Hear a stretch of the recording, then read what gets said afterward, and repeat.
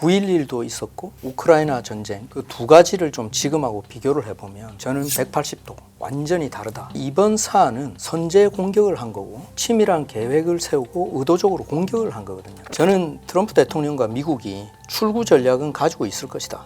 이렇게 생각합니다. 지정학적인 리스크는 심적인 공포는 굉장히 심하지만 금융 시스템의 문제는 전혀 아닙니다. 이란 사태 같은 이런 일이 발생하는 것과 달리 증시가 본격적으로 하락세에 접어들 때는 어떤 일이 생기냐면 두 가지 시그널이 나오는데요.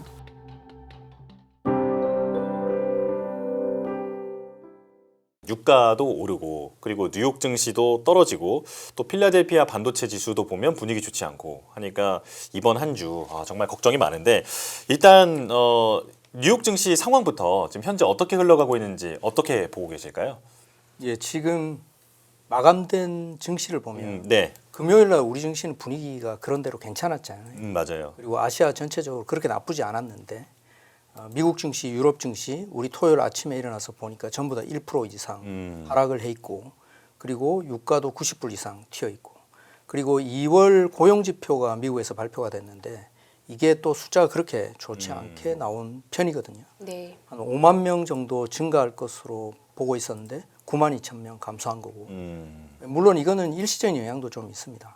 보면 의료 부분에 파업도 있었고 정부 부분에 인력 감축도 있었고 네. 이런 부분이 있고 꼭 이걸 이제 고용이 안 좋은 걸 안 좋게만 볼 수는 또 없는 게 또 고용이 안 좋으면 금리 인하 가능성은 또 상대적으로 올라가는 그런 상황이라 한쪽으로만 너무 안 좋게 볼 필요는 없고 그런데 어쨌든 지정학적인 리스크는 지금 해소가 잘 안 되고 있는 그런 상황이어서 내일 월요일 아시아 증시, 우리 증시도 만만치는 않겠다 이런 느낌을 좀 가지고 있습니다. 예. 네, 이번 사태가 일어나면서 사실 너무 예상을 못했던 거기도 하고요. 올해 들어와서 한국 시장은 거의 뭐 글로벌하게 압도적인 1등을 기록해서 기분이 좋다가 예상치 못한 일을 겪으면서 지금 변동성은 또 한국 시장만큼 큰 시장도 없는 것 같아요. 그래서 우리나라를 포함해서 글로벌 증시 지금 분위기는 어떻고 한국의 변동성은 왜 이렇게 큰 건지 어떻게 보십니까? 예, 일단 표를 한번 보시면서요. 네. MSCI 지수부터 한번 짚어보도록 하겠습니다. 네. 그 맨 위에 보시면 지금 떴나요? 그 화면에. 네. 예, 지금 나왔습니다. 올라왔습니다. All Country World Index라고 이 지수가 전 세계를 대표하는 지수고 MSCI 지수 안에 들어가 보면 신흥국, 선진국 지수 이렇게 여러 가지가 들어있는데 요 세 가지를 한번 살펴보도록 하겠습니다. 맨 위에 이 지수가 전 세계 대표 지수고 가장 많은 연기금 그리고 기관 투자가들이 벤치마크로 쓰고 있는 지수거든요. 한번 보시면 연초부터 이란전 직전까지 이 All Country World Index는 4% 올랐다가 지금 4% 빠져버린 거죠. 그래서 거의 똔똔이 됐고 신흥국 지수는 16%나 올랐는데 이게 7% 정도 지금은 이제 그 기간 동안 하락을 해서 물론 여전히 플러스인 상태이긴 합니다. 근데 선진국은 거의 3% 올랐다가 3% 빠지고 거의 비슷한 상황이다. 이렇게 보시면 될 것 같고 밑에 미국을 보시면 연초부터 별로 오른 게 없고 빠진 부분도 그렇게 크지는 않다. 근데 그 밑에 한국, 대만, 일본 이런 동아시아 국가들 보시면 우리나라가 좀 전에 말씀하신 것처럼 올해 들어서 48% 올랐습니다. 이거 달러 환산한 거거든요. 예. 네. 48% 올랐고 대만도 22%, 일본도 17%. 아무래도 테크 쪽에 많이 집중돼 있는 나라들이 주가가 올해 좋았는데 많이 오르다 보니까 하락폭도 우리나라는 11% 하락을 했고 일본, 대만도 5% 정도. 그리고 중국은 지금 양회 중에 있거든요. 네. 사실 이제 이게 큰 이슈인데 다른 해 같으면 중국 양회에 대해서 생각 많이 하죠. 네. 근데 요즘은 이제 워낙 큰 일이 생겨가지고 중국 양회에 대해서 지금 사람들이 관심을 못 가지고 있는데 아무래도 중국 증시가 좀 양호한 이유는 지금 보시면 양회에 대한 어떤 기대감 이런 게 살아있다. 이렇게 보시면 될 것 같고 예. 유럽은 7% 올랐다가 지금 그 기간 동안 일주일 동안 5% 빠져서 거의 똔똔이다. 전 세계를 평균적으로 보면 거의 플랫한 수준 올해 그런 상황인데 우리나라가 제일 많이 올랐다가 또 빠진 폭도 제일 크죠. 예. 그러다 보니까 뭐가 문제가 생긴 거 아니냐 이런 우려들을 많이 하시는데 사실 지금도 우리나라가 전 세계에서 제일 많이 올라 있는 거고 네. 그만큼 글로벌하게 보면 양호하게 보는 국가다. 큰 문제가 발생한 것도 아니다 라고 저는 그렇게 해석을 하는데 이제 그 다음 표를 한번 보면서 네. 말씀을 좀 드려볼게요. 네. 이런 거잖아요. 지금 어쨌든 48% 올랐다가 11% 빠져서 제일 많이 올라 있으니까 지금부터 더 또 많이 빠질 수도 있는 거 아니냐? 이런 생각을 할 수 있잖아요. 네. 그래서 이 표를 보시면 한국, 일본, 미국을 비교를 한 겁니다. 왼쪽에는 단순 수익률이거든요. 보시면 한국이 88%, 일본이 93%, 미국 42%인데 거의 2배보다 더 많이 올라 있는 거죠. 그런데 이 국가들이 통화가 굉장히 약세를 보이다 보니까 달러 환산해 보면 우리나라가 50%, 41%, 42%.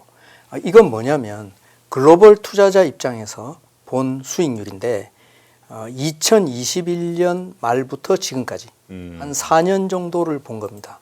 그러니까 연기금이나 글로벌 투자자가 보통 한 5년 정도 이상은 투자를 하기 때문에 한 4년 정도 보고 달러 환산을 해봤더니 우리나라가 최근에 급하게 올라와서 2배씩 오르기도 하고 1년 동안 이랬지만 한국, 일본, 미국이 4년을 보면 큰 차이는 그러네요. 안 나는 거죠. 네. 그러니까 한국이 너무 비싸져서 지금 너무 많이 올라서 지금 막 팔아야겠다.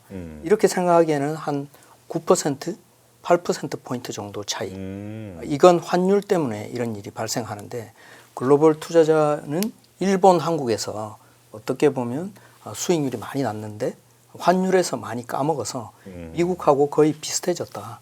이런 느낌이라고 말씀드릴 수 있겠습니다. 예. 근데 사실 미국 S&P는 물론 이제 지금 세 국가 한국, 일본, 미국이 5년간을 봤을 때에는 뭐 비슷하게 올랐다라고 할 수 있지만 미국, 일본은 꾸준히 올랐다면 한국은 등락이 좀 있다가 갑자기 뿅 하고 작년부터 이제 많이 올랐고요. 또 최근의 상황은 올라갈 때도 사이드카, 내려갈 때도 사이드카. 맞아요. 이런 변동성은 물론 사이드카라는 제도도 다른 나라에는 없는 것 같지만 뭐 좀 다른 문제긴 하지만 어쨌거나 이렇게 큰 변동성을 보이고 있다는 거는 요 자체가 위험 요인이다라고 말씀하시는 분들도 계세요. 네. 어떻게 보십니까? 이건 이제 제가 뒤에 좀 말씀을 드릴 건데 사실 이익 때문에 그렇습니다. 우리나라 이익이 일본하고 미국은 그 EPS랑 순이익이 꾸준히 올라왔거든요. 우리나라는 몇 년 동안 이익이 하나도 안 늘다가 작년부터 급격하게 올라온 거예요. 사실 증시가 굉장히 합리적으로 대응을 하고 있는 거다 이렇게 말씀드리겠는데 제가 그거는 뒤에 그래프를 보면서 또 말씀드리겠습니다. 네. 네. 지금 이 시점에서 보면 특히 우리나라 같은 경우에는 과연 이게 이란 문제 때문에 이렇게 많이 빠진 것인가라고도 궁금해하시는 분들이 계세요. 변동성이 너무 크니까. 물론 이게 트리거가 된 건 맞습니다만 진짜 이유는 좀 따로 있지 않을까. 어떻게 보십니까? 우리 증시가 이익이 굉장히 좋아지고 반도체 기업의 이익이 추정치가 계속 올라가니까 그것 따라서 올라갔던 거죠. 그리고 마이크론 테크놀로지 같은 경우도 거의 비슷한 수익률을 보이면서 올라갔거든요.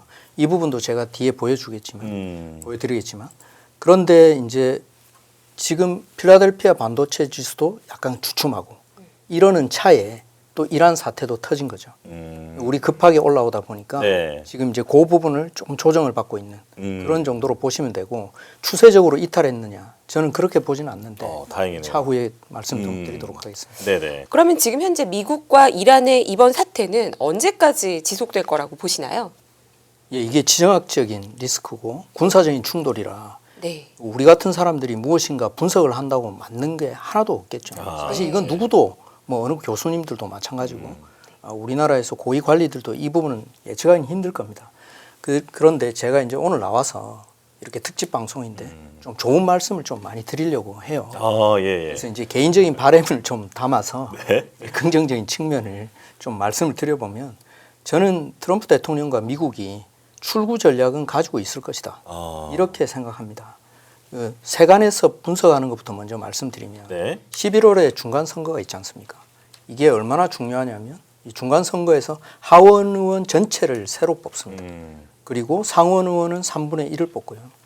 만약에 여기서 트럼프 대통령 진영 공화당이 다수당이 안 된다, 민주당이 다수당이 돼버린다.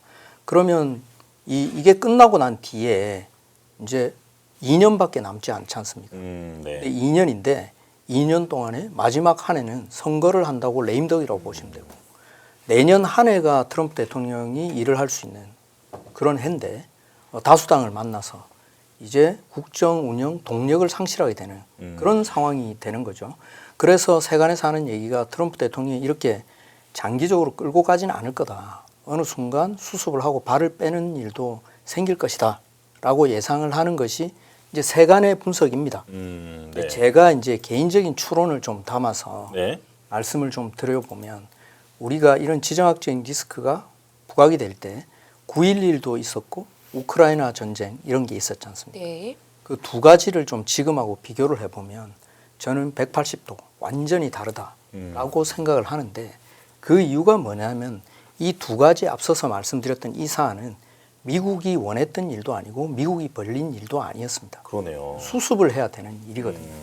그런데 이번 사안은 선제 공격을 한 거고 치밀한 계획을 세우고 의도적으로 공격을 한 거거든요. 그런데 이렇게 의도적으로 공격한 분들이 호르무즈 해협이 막힌다. 그리고 유가가 급등한다. 이것이 나의 시나리오에 없었다. 저는 그럴 가능성이 그렇게 높지는 않다라고 생각을 합니다. 그래서 이게 제가 처음에도 말씀드렸지만 지정학적 리스크고 군사적인 문제인데 뭐 예측 불허의 사안이긴 해요. 그렇지만 제가 합리적으로 제 개인적인 의견, 바람 이걸 담아서 말씀드려보면 사전에 의도된 공격인데 출구 전략이 당연히 있을 것이다. 네. 저는 그렇게 보고 있습니다. 사실 제가 시작할 때 이 말씀을 드릴까 하다가 오늘 진중한 방송인 만큼 네. 말씀을 안 드렸는데 사실 저의 사수로 제가 그쵸, 센터장님으로 한 6년 정도 모시고 같이 일을 했었거든요. 그런데 그때 이제 항상 애널리스트들한테 말씀하시기로는 아 무슨 희망사항을 담냐 네.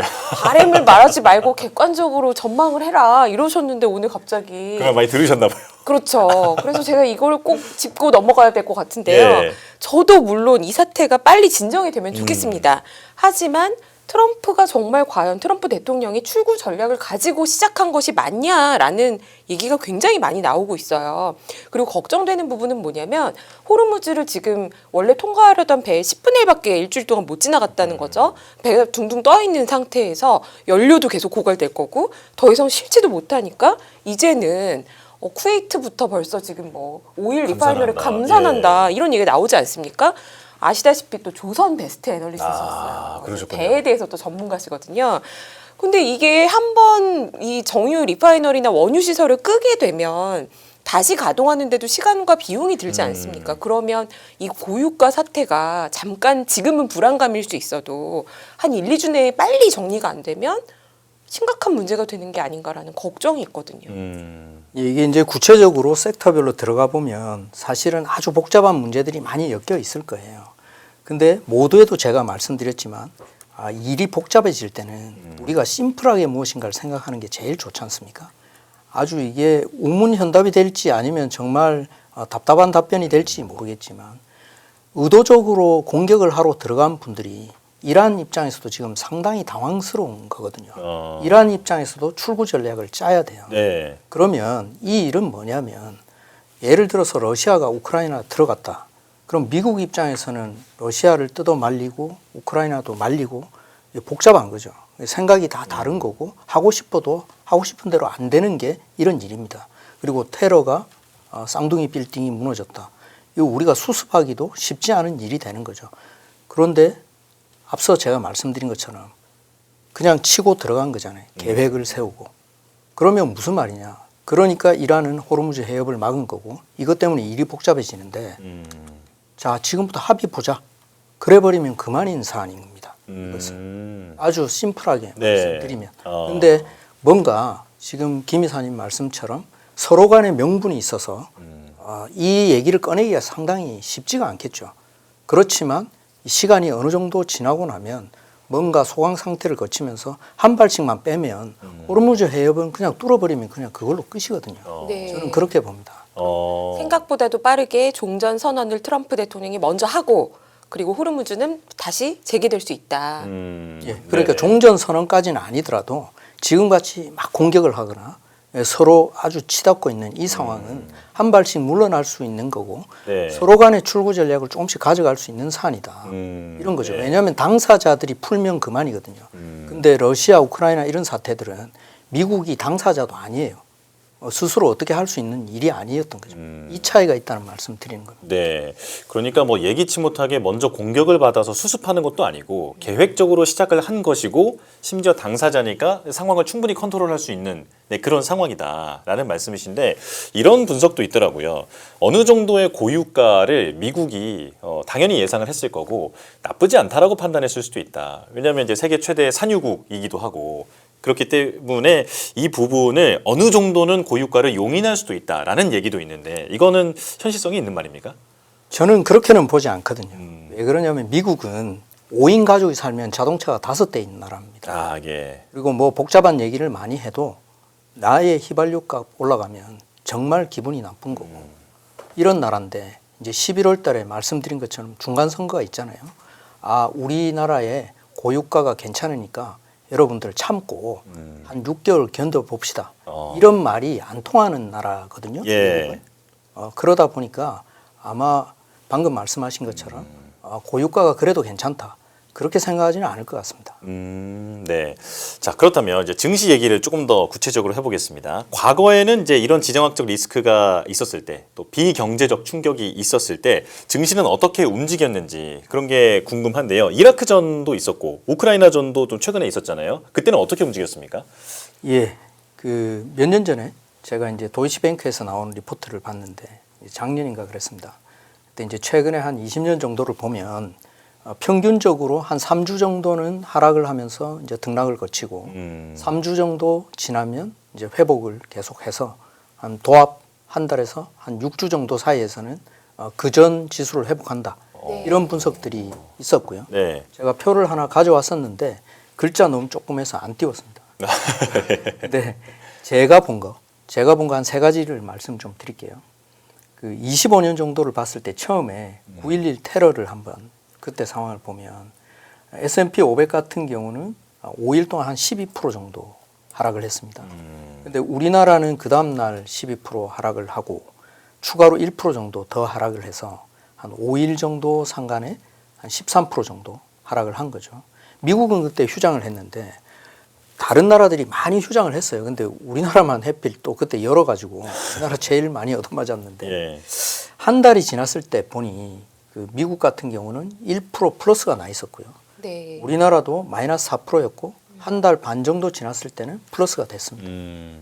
근데 재밌는 말씀 하나 드리면 이 얘기 들으셨을 수도 있는데 당시에 우리나라가 전 세계에서 하락률 1위를 기록했습니다. 테러가 터졌던 미국보다 더 많이 하락을 했거든요. 네.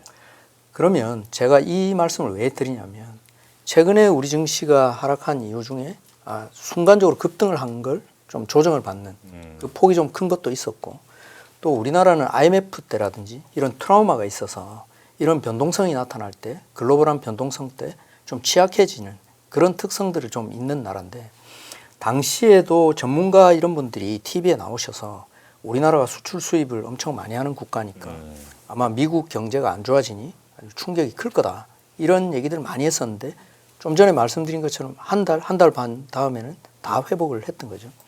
그리고 이라크전 때를 보면 2003년도 이때는 그 전쟁이 나기 전에 오히려 바닥이 나오고 네. 전쟁이 났을 때는 그때부터는 좀 회복이 되는 그런 구간을 거쳤고요. 또 우크라이나전 때 2022년 이때를 보면 S&P 500이 최대 하락폭이 한 7% 정도 나왔는데 1개월 뒤에는 플러스 5%. 우리나라도 최대 하락폭이 한 4% 정도 나왔는데 1개월 지나니까 마이너스 0.6% 약보합 정도 됐는데 물론 22년은 또 완전히 다른 건 있어요. 그때 금리가 오르면서 네. 장이 완전히 무너지는 과정이라 이런 분석이 사실 큰 의미가 없기는 한데 결론적으로 보면 한 25년 정도 사례를 이렇게 봤을 때 최대 하락할 때 한 3주 정도 등락을 거치고 그 다음부터 회복을 하고 한 달에서 6주 정도 사이에서는 회복을 하거나 플러스가 되더라 이런 건데 사실 이런 경험적인 분석보다 왜 이런가라는 게 더 중요하지 않겠습니까? 네. 예, 이제 이렇게 볼 수 있는 거죠. 지정학적인 리스크는 심적인 공포는 굉장히 심하지만 금융 시스템의 문제는 전혀 아닙니다. 그리고 이런 이란 사태 같은 이런 일이 발생하는 것과 달리 증시가 본격적으로 하락세에 접어들 때는 어떤 일이 생기냐면 두 가지 시그널이 나오는데요. 첫 번째는 이익이 굉장히 안 좋아집니다. 음. 기업들의 이익이. 그리고 두 번째는 금융 시스템에 문제가 생기는 거죠. 그런데 지금 이 상황이 지정학적 리스크가 크기 때문에 리스크 관리는 좀 필요해요. 그런데 이익이 깨지거나 금융 시스템의 문제는 아니다라는 부분을 좀 냉정하게 돌아볼 필요는 좀 있다. 이렇게 보겠습니다. 네. 지금 여기서요 이제 이익 말씀해 주셨으니까요. 한국 증시에서 지금 이익 상승을 완전히 견인한 섹터가 정해져 있지 않습니까? 반도체죠. 근데 최근에 엔비디아도 좀 주춤했고 미국 AI 관련주들이 다 좀 주춤하는 와중에 이 전쟁 이슈가 터지니까 해외 언론에선 이런 얘기가 나오더라고요. 이제는 에너지가 부족하다 못해 전체적으로 다 가격이 올라가게 생겼는데 이 상황에서도 AI 투자가 계속될 수 있느냐. 그래서 반도체가 올해 실적이 좋은 거는 우리가 다 인지하고 있고 어떻게 보면 주가에 반영이 됐다고도 볼 수 있지만 AI 투자에 차질이 생길 가능성은 어떻게 보십니까? 예, 그럴 가능성도 충분히 있긴 하겠죠. 근데 지금으로서는 제가 생각하기에는 아직까지 이 상황이 아까 말씀드린 것처럼 유가가 제가 유가 얘기를 조금 더 하면서 네. 한번 네. 혹시 유가 그래프 있으면 한번 띄워줘 예, 주시겠어요? 말씀하시다 보면 아마 말씀하시면 띄워줄 아마 겁니다. 띄워주실 겁니다. 네. 그 이제 유가 그래프가 뜨면 제가 말씀을 네, 드리겠지만 지금 나오고 그렇습니까? 있는데요. 네. 예. 저기 보면 90년 걸프전 때도 보면 한 2달 정도 오르다가 빠지고 그다음에 2003년에도 한 2달 정도 오르다가 빠지고 우크라이나 전 때도 보시면 오르다가 빠지고 이런 우크라이나 전 때는 한 달 반 정도 오르고 빠지고 이랬는데 제가 이제 앵커님들한테 좀 질문을 드려보고 싶은 게 이 세 가지에서 혹시 약간 공통적으로 느껴지는 게 어떤 게 있는지 한번 말씀해 보실 수 있을까요? 그냥 생긴 것만 보고. 그냥 뾰족하다. 네. 뾰족하다. 아, 그렇죠. 네. 그렇죠. 그게 정답입니다. 아, 그렇습니까? 네. 아. 그게 정답입니다. 네. 뾰족하다가 정답인데 아, 네. 급등하고 급락했다. 네. 뾰족하다는 거는 말씀하신 대로 급등을 하는데 급락을 한다는 겁니다. 음. 이렇게 평행으로 굉장히 높은 유가가 오래 가는 적은 지정학적인 리스크 때문에 발생한 적은 거의 없습니다. 그러면 지금 제가 이 그래프를 말씀드린 이유가 우리 시청자님들 중에서 유가에 좀 투자하고 계신 분들도 계실 거고 이 자체가 중요한 분들도 뭐 천연가스에 투자하고 계신 분들도 계실 거고 분명히 명심하셔야 될 부분이 이 부분인데 과거 사례 전부 다 보면 지정학적인 리스크 때문에 발생한 일은 뾰족하게 되지 그러니까 급등을 하는데 급락을 한다는 겁니다. 아주 팔 수 있는 내가 고점에서 팔 수 있는 기회를 별로 주지 않는다.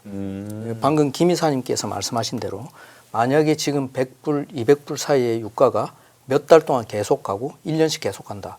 그러면 이거는 빅테크의 문제가 아니고 전 세계 경제가 이제 어떻게 보면 새로운 국면으로 들어가 버리는 거거든요.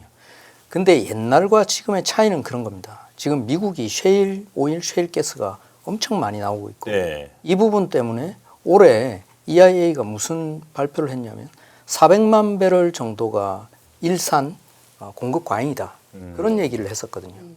그러면 400만 배럴이 많아서 이제 유가가 1, 2월 달에 계속 약세를 보였던 거죠. 근데 이 400만 배럴의 5배가 많은 2천만 배럴이 호르무즈 해협에 지금 막혀 있으니까 유가가 확 튄 건데 지금도 그런 거죠. 네. 근데 바로 해결될 기미는 안 보입니다. 네. 저도 내일 해결된다고 내일이 뾰족한 꼭지점이란 말씀드리는 건 아니에요. 네. 네. 그런데 아까 말씀드린 것처럼 이 사태는 생산 설비가 파괴되거나 그런 게 아니고 어떤 당사자들의 분쟁 때문에 막아놓고 있는 거거든요.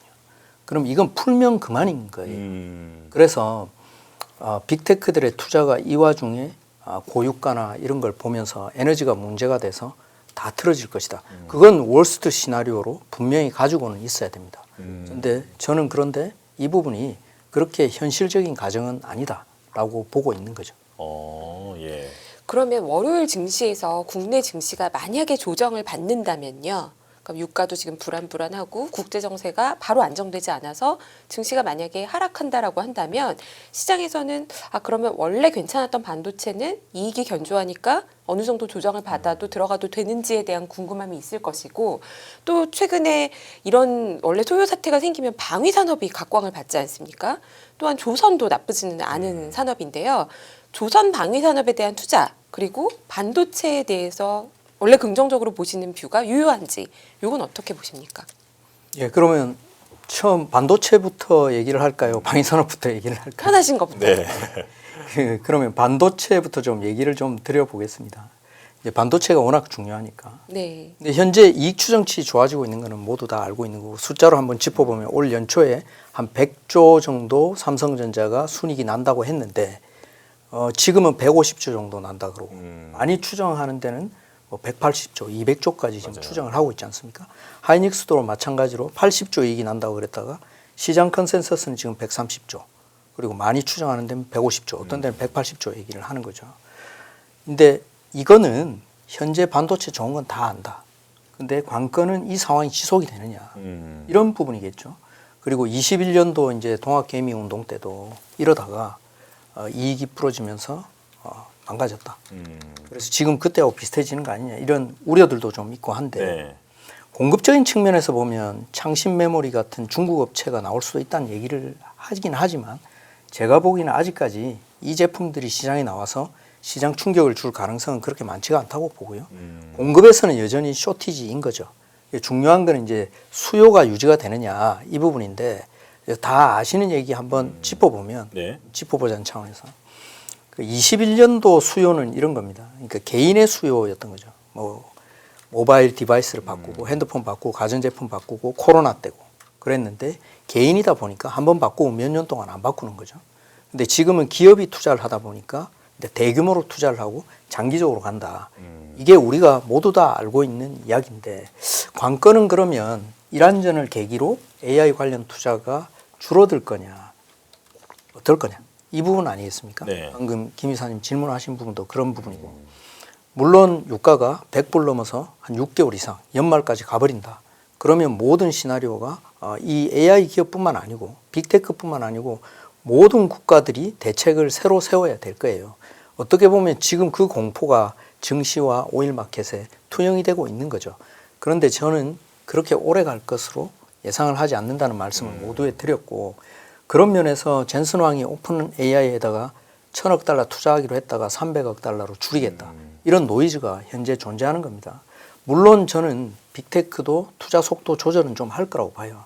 하지만 여전히 좀 속도를 줄이더라도 HBM이나 우리 반도체의 수요는 공급이 못 따라갈 정도는 유지가 되고 있다. 저는 이렇게 보고 있고 그래서 만약에 여기서 구조적인 요인으로 투자가 확 줄어버린다. 그런 일이 발생하면 반도체 주가도 정점이 되겠죠. 네. 지금은 그 시그널은 나오지 않고 있다. 이렇게 보고 있고요. 아까 또 질문하신 게 방위산. 방산이나 예, 조선. 조선. 네. 그 방산 같은 경우는 좀 새로운 국면으로 들어가는 것 같아요. 그러니까 지금까지 다 알고 있는 이야기가 지금쯤 끝나겠지 싶었는데 이거 더 가는 것 같다라는 느낌인 거죠. 네. 왜냐하면 이제 국지적으로 여기저기서 분쟁이 벌어지고 있었던 게 이제는 미국까지 여기에 참전을 해서 당사자가 되고 하는 걸 보니 이제는 국제적인 분쟁 그리고 지정학적인 리스크 이것이 거의 일상화되는 세상으로 간다라는 부분에서 이 방산업체 이런 업체들은 밸류에이션 자체가 좀 높아질 수 있는 그런 상황에 처해 있다 그렇게 보고요. 조선업종 같은 경우도 뭐 비슷한 것으로 예상할 수가 있겠죠. 예. 반도체 쪽에 대해서 추가 질문을 하나 드리면 그 뭐 유가 고유가가 장기화된다든지 그런 요인 말고 메모리 가격 자체만으로도 이제 AI 기업들의 투자가 위축될 수 있다라고 하는 전망이 있잖아요. 그러니까 메모리 가격이 올라가서 삼성전자, SK 하이닉스 영업 그 이익 추정치가 이제 기하급수적으로 늘어나는 건 맞습니다만 너무 비싸지면 이제 빅테크들조차도 투자 규모를 줄일 수밖에 없다라고 하고 그리고 지금은 이제 노트북이나 휴대폰 가격도 다 엄청 올라가지 않습니까? 그러니까 개인과 기업의 수요 자체가 좀 줄어들 수 있다라는 건데 이것도 좀 상당히 합리적인 시나리오 같거든요. 이건 어떻게 보십니까? 예, 합리적인 말씀 맞습니다. 네. 맞고 제가 그래서 빅테크들도 투자 속도를 좀 조절할 필요도 있다. 이런 가능성은 지금 열려 있는 거죠. 그리고 뭐 세상이라는 게 한쪽 방향으로 계속 가지는 않기 때문에 반도체 같은 경우도 이렇게 가격이 보면 디램이 1분기 때 가격이 거의 따블이 나고 이랬지 않습니까? 그러면 이런 거죠. 그러니까 이렇게 높아진 가격대에서 어느 정도 유지가 좀 되거나 하향 안정화되는 기간을 거치는 거고 이럴 수는 있다고 봅니다. 그렇지 않으면 투자가 급격하게 줄어들 거기 때문에. 근데 문제는 공급 사이드에서 어디서 나타나서 더 많이 아주 많은 공급을 한다. 또는 수요가 갑자기 다 꺾여버린다. 그러면 아까 유가 보셨다시피 이렇게 뾰족한 반도체 가격의 하락이 나오겠지만 지금은 다소 완만해질 걸로 보고 이 완만해지면 어떤 일이 발생하느냐. 지금처럼 주가가 급격하게 올라오지는 않을 겁니다. 아, 예. 그런데 예전처럼 반도체 주가들은 보면 이렇게 올랐다가 이렇게 빠지고 이걸 반복적으로 하잖아요. 이게 반도체 가격도 이랬던 거죠.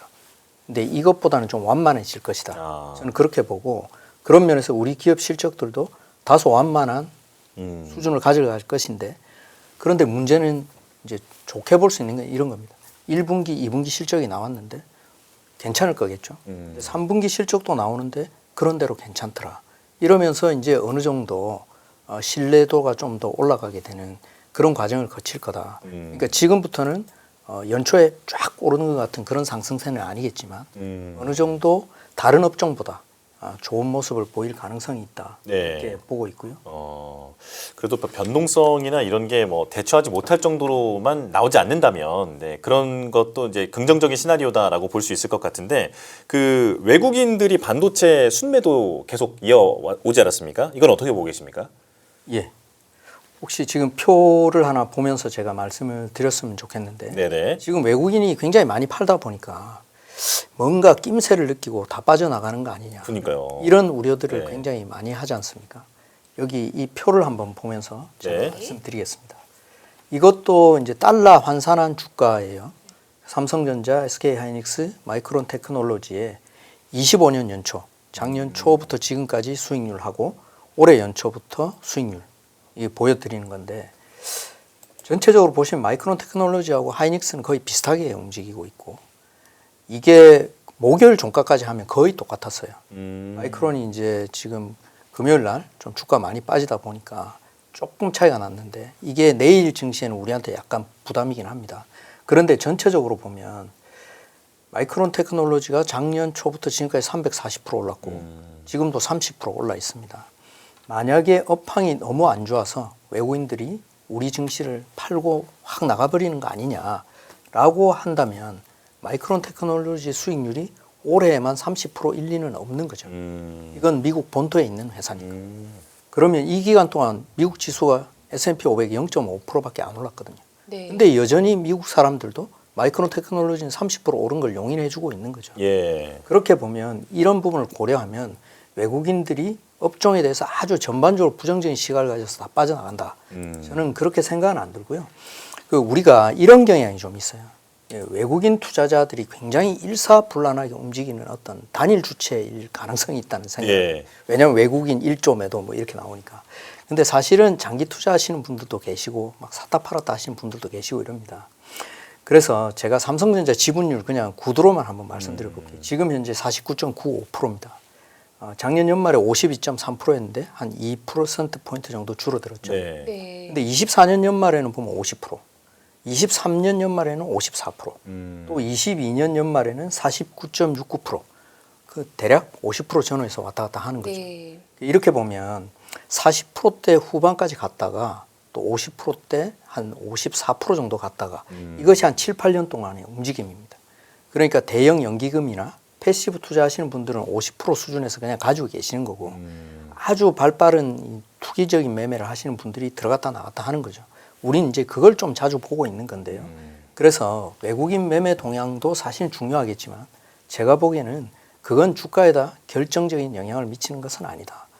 결국 이익대로 움직일 것인데 지금 챙겨봐야 될 부분은 뭐냐면 반도체 제품 가격이 빠지는지 삼성전자, 하이닉스의 이익이 꺾어지는지 이 부분을 지켜보는 것이 중요한데 지금으로서는 아직 그런 시그널은 나오지 않고 있다는 것은 좀 말씀을 좀 드릴 필요가 있다 이렇게 생각합니다. 네. 부사장님께서는 뭐 98년 IMF 때도 여의도에 계셨던 걸로 제가 알고 있고 예. 2008년 금융위기도 여의도에서 겪으셨고 그리고 뭐 러시아 우크라이나 사태도 국민은행에서 상품 본부장이셨죠. 그렇게 하셨거든요. 지금 이게 약간 공포감을 느끼시는 투자자분들도 많으실 것 같아요. 부사장님께서 침착하게 지금 이거 트럼프가 출구 전략이 있을 거고 이렇게 말씀하시는 거를 몰라, 난 무서워 이런 분들도 굉장히 많으실 거거든요. 그러면 그렇게 충격적인 사건들을 겪으셨던 그 경험을 살리셔서 이럴 때는 어떻게 하는 게 좋은지 투자 전략을 좀 뭐랄까요? 그 조언을 정말 어르신답게 해주신다면 어떤 조언을 해주실 수 있으실까요? 제가 뭐 어르신은 아닌 것 같아요. 맨날 그럼 대선배라고 하시죠. 네, 선배님이라고 하겠습니다. 네, 선배님께서는 네. 제가 이제 95년에 증시에 들어갔으니까 네. 이제 30년이 좀 넘은 거죠. 예. 어르신 느낌 아닙니까? 네. 세 가지 정도 좀 말씀드리겠는데 투자 전략. 예. 네. 분할 매수 전략을 가져가시는 게 맞다. 음. 그리고 반도체 기업 위주로 포트폴리오를 짜시는 게 맞다. 왜냐하면 이익이나 이쪽이 집중이 되기 때문에. 그리고 이럴 때일수록 또 현금은 일정 부분 확보를 하고 가셔야 된다.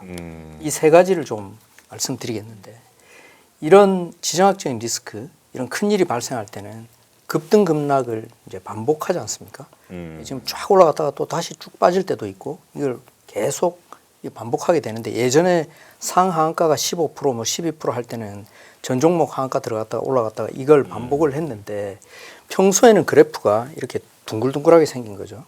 올라갈 때도 이렇게 생기고 내려갈 때도 이렇게 생기는데 지금은 막 뾰족뾰족해지는 이런 상황인데 바닥을 다질 때 상승 트렌드를 본격적으로 잡기 전에도 굉장히 많은 급등락을 하면서 바닥을 잡습니다.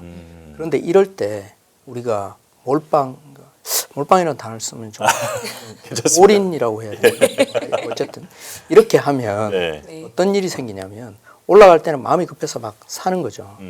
그래서 고점에서 사고 또 쭉 빠질 때 또 저점에서 팔고 그렇죠. 예. 이걸 반복적으로 하게 되는 거죠. 세월이 지나고 보면 시장은 어떻게 보면 이렇게 바닥을 다지고 있는 와중에 우리의 계좌는 고점 매수, 저점 매도를 여러 번 하다 보면 우리 자산은 그냥 텅 비어 있을 가능성이 있다. 그래서 이렇게 전부 다 투자를 하시고 이럴 상황은 아니다. 이 장이 흔들릴 때는 이 어느 정도는 조금 관망하는 모습도 좀 필요하거든요. 아, 예. 그래서 이제 살 때도 분할 매수하시고 분할 매도하시고 반도체 기업 위주로 실적이 제일 좋은 기업 이럴 때일수록 그런 기업에 투자를 하셔야 되고 현금을 어느 정도 가져가시는 게 좋다. 주식 같은 경우는 주식 시장은 우리가 무언가 잘 골라내는 것도 중요하지만 할 때 안 할 때 이런 구분을 어느 정도 잘 지으면서 가는 게 중요한데요. 지금은 좀 전에 김 이사님 말씀하신 것처럼 빅테크의 투자에 대한 것도 어느 정도는 좀 노이즈가 좀 있는 거예요. 엔비디아가 투자를 좀 줄인다는 얘기도 좀 나오고 있고 이란전이 또 한창이고 이럴 때는 이 두 가지 부분을 좀 고려해 봤을 때 리스크가 약간은 상존해 있다. 그래서 어느 정도 현금은 좀 확보를 하시고 분할 매수로 대응하시는 게 좋겠다. 이렇게 말씀드리겠습니다.